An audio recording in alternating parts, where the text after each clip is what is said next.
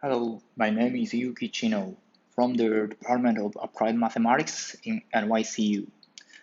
Today, I would like to share some knowledge on self-avoiding work in random environment. First, I explain statistical mechanics. The goal of this field is to understand phase transition and critical phenomena. Self-avoiding work, later I will explain, is one of statistical mechanical models that shows this phase transition.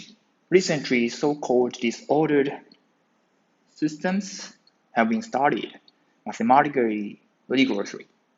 Today, we will consider the random conductor model.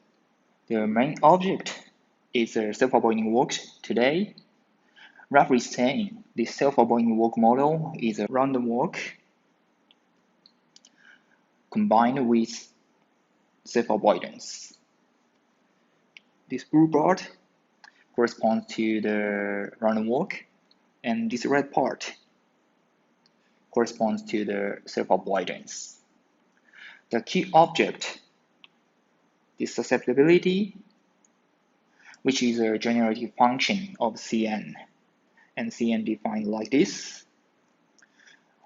And this susceptibility also shows the phase transition. This part, the susceptibility is finite, and this part, susceptibility diverges. And the critical point can be expressed by connective constant, right? Connective constant mu defined by this limit. Okay, let's introduce random environment to this self-avoiding work model. Our interest is how much this random environment, just like such kind of the random conductors, affect the model of self-avoiding work. The random conductors is here, right? This is a random potential. And the first result is about the critical point. We have two different critical points from the different point of view. One is annealed and another one is quenched.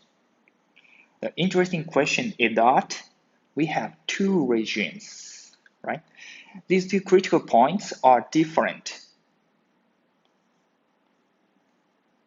or equal, depending on the structure of the lattice. In this case, we consider ZD, so structure is just a dimension, right? D equal 1 and 2 is already known, strict inequality, right? But D is equal to 3 and D is equal to 4 or more than 4 are still open problem, means just a conjecture. Between the dimension D is equal to 3 and D is equal to 4, bigger than 4, we have a crossover, right? Here and here. And then we call strong disorder regime, D is equal to 1, 2, 3, and weak disorder regime, bigger than 4. This crossover comes from the observation of critical point, right? However, the critical point is actually related to the free energy of the partition function Zn, right? Zn is, we call the partition function.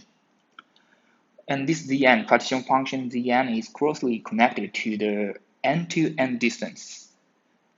The crossover also implies a different behavior of the trajectories because this Zn related to the end-to-end distance of the self-avoiding work. So the crossover implies a different behavior, a completely different behavior of the trajectories around the criticality, which means random environment induces two physically different phases to the self-avoiding work model.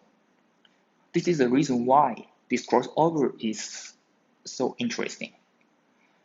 Okay, that's all my talk. So thank you for your attention.